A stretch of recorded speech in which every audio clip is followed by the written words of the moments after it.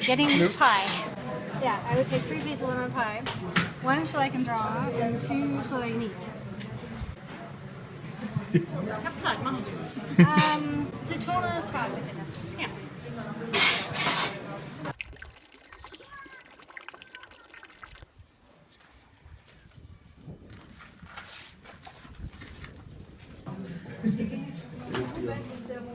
I'm using 2 pieces of pie because that way I can sketch. Obviously, this is my main one, but some of the things are different. Like I'm not really thrilled about the top here, so this has a much nicer peak to it.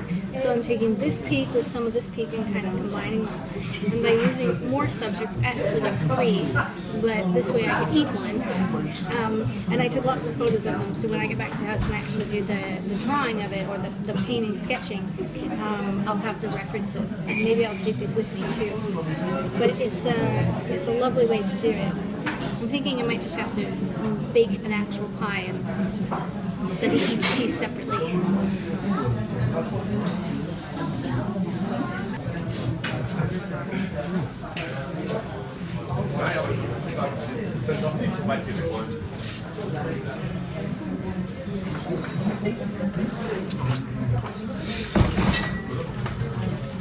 So I want to line up that peak because I think that one is more interesting than this one because it's got like a crack in the middle. It's kind of broken, but I'm trying to line. I don't want to draw it totally crooked. It won't make a lot of sense.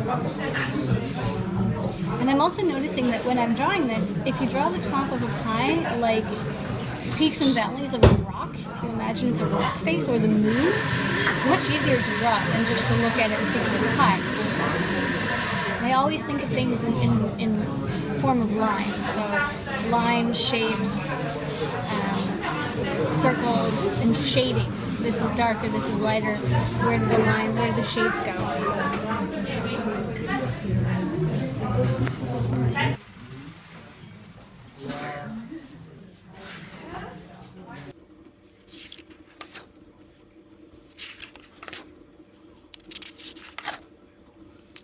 So for this part, I thought I would go ahead and speed it up so I can show you guys really quickly what it looked like, how I painted it.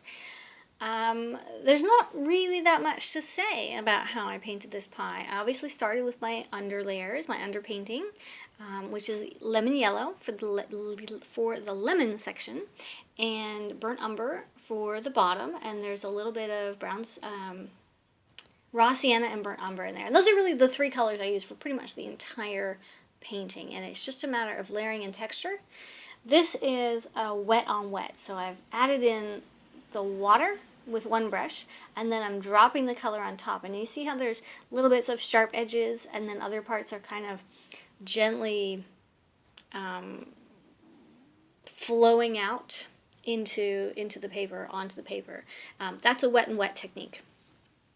Now on the bottom, the lemon I'm doing right now, because it has that first wash all the way over, in order to get parts that look like there's a little highlight there, instead of doing it again and having a solid, again, yellow on top with a little bit of raw sienna mixed into it, this time I'm just doing it as little speckles, little wiggly lines, and that is supposed to look like a little bit of sunlight that's touching that, because that's what it looked like when, you know, on the actual pie I was looking at.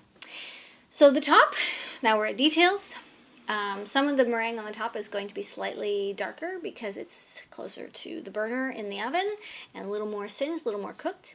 I did make the shell of the pie darker than it was originally because my husband walked in and said, that pie, you know, it looks like it really needs to just be cooked longer. So he doesn't like it when, like here you can see the example. He doesn't like it when the crust is all light like that. He wants it more dark and almost more crunchy. So I made it slightly darker. But essentially this entire painting is just about layering and layering and layering and paying attention to your whites.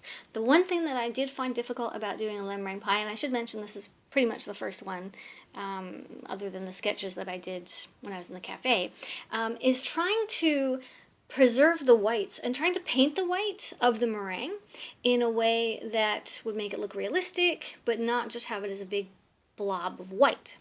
And how I do that is, like I've done in other tutorials, is I take notes to how many colors are actually in the meringue. and then I paint the colors that I see amongst the white. So final details, pretty simple, just going over the very last little bits. I hope you guys enjoyed this. Hope you remember to always sign your work and definitely date it.